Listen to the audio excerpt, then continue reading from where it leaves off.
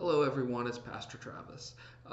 So I, um, I think it's pretty clear from the channel name here that I'm a Nazarene. I come from a Nazarene perspective. That's why the channel is called Nazarene Caffeine.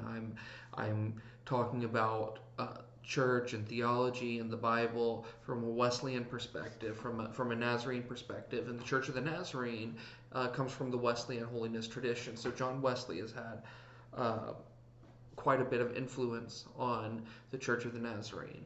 Uh, because I'm coming from that perspective, I thought it'd be interesting to do a video on 10 facts about John Wesley. You may have known some of these, you may not have. If you've studied church history, you probably know at least two or three of these.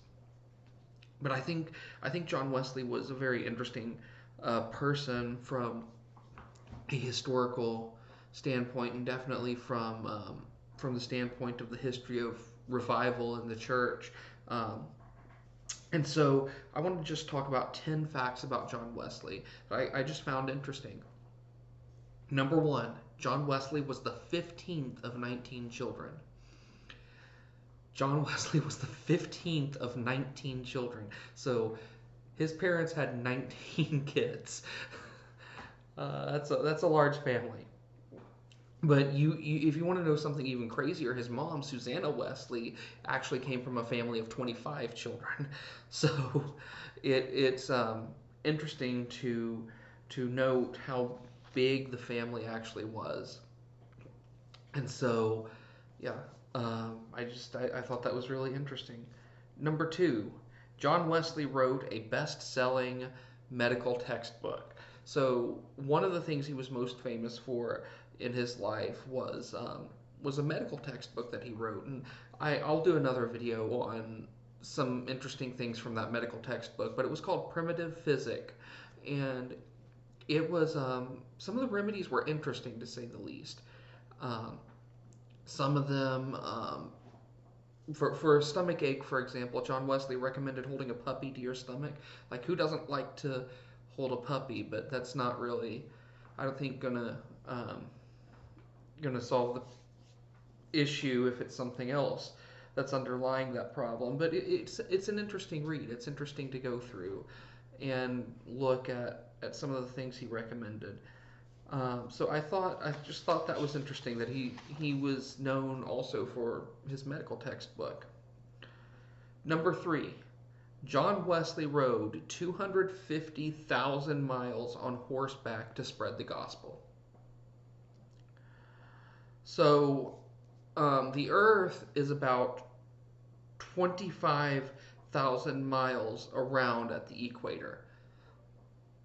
So what the distance that John Wesley rode to spread the gospel, he could have traveled around the equator 10 times spreading the gospel.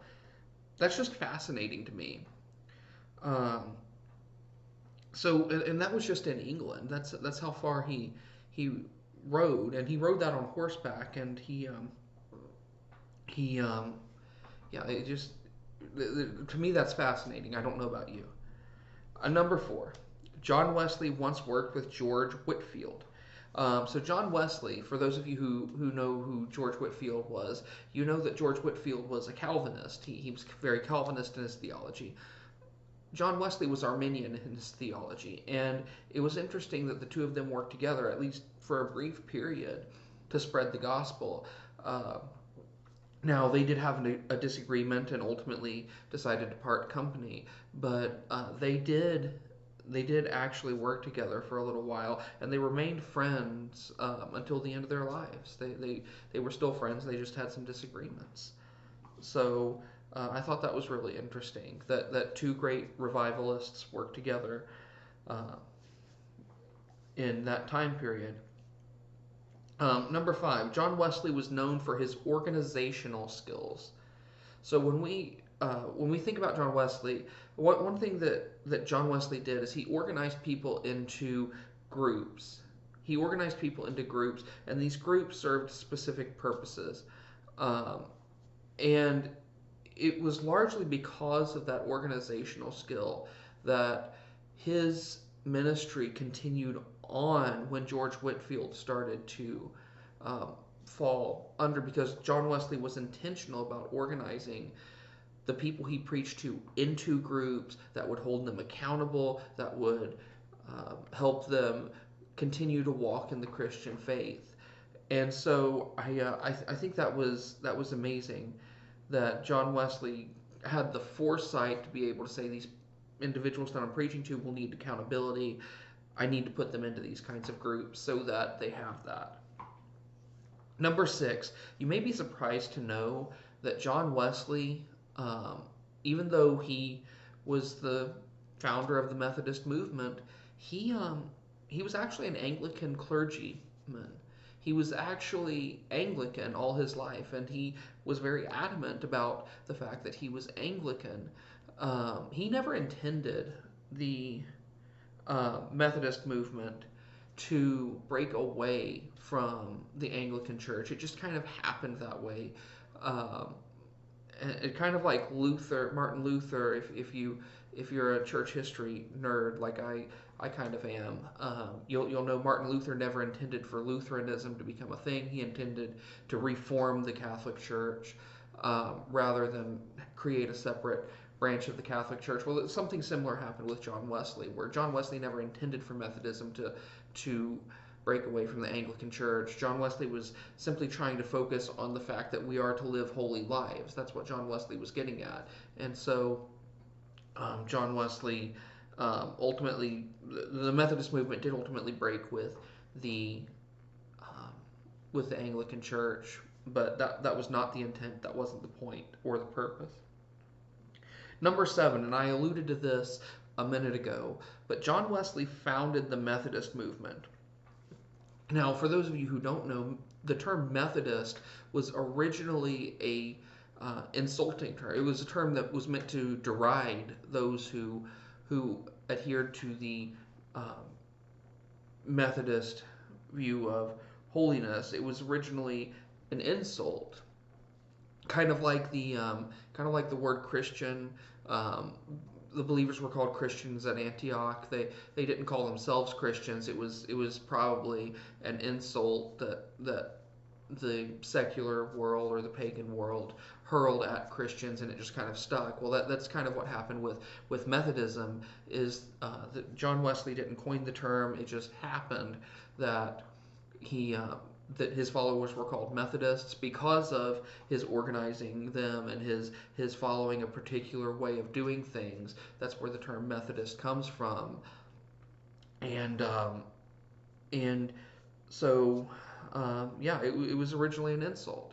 I thought that was really interesting whenever I first read that. Number 8. John Wesley corresponded with William Wilberforce. Now, if you don't know who William Wilberforce is, William Wilberforce is probably the single person who is most responsible for ending the slave trade in Great Britain. He's probably the single person who's most responsible for that in England.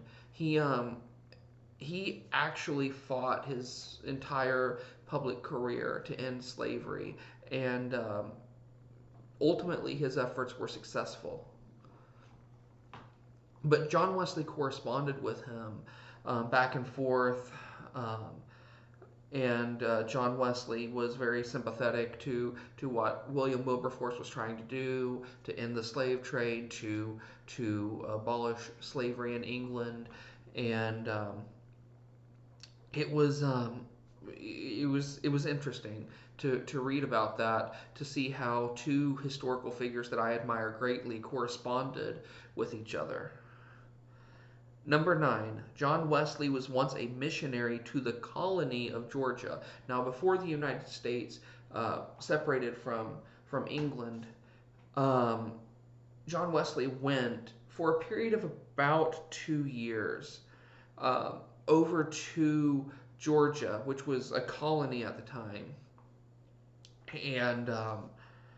and he worked specifically as an Anglican missionary, trying to convert the people in that colony. But if you go to Savannah, Georgia today, you can still see a monument from when John Wesley was present in Georgia. So I thought that was really interesting that he was a missionary. He was actually it was actually while he was alive that the Revolutionary War started. So it's interesting to see how all of these different historical events kind of played together. Number 10, and finally, John Wesley had an experience on Aldersgate Street that forever changed his life. So if you don't know about what happened at Aldersgate Street, um, John Wesley went to a meeting where the preface, Martin Luther's preface to the book of Romans, was being read. And while John Wesley was there, he said he felt his heart strangely warmed and he knew that Christ had died for him. Yes, even for him.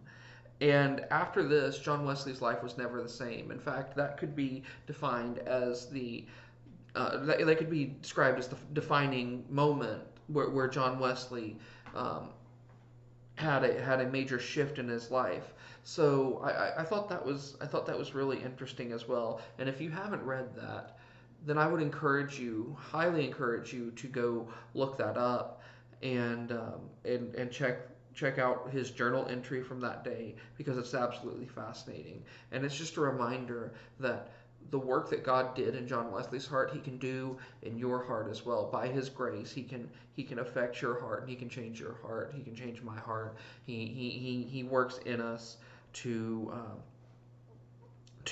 do amazing things. And so, again, if you haven't read that, you can read it in his journal. If you go to the Christian Classics Ethereal Library, they have his journal available to read in PDF form.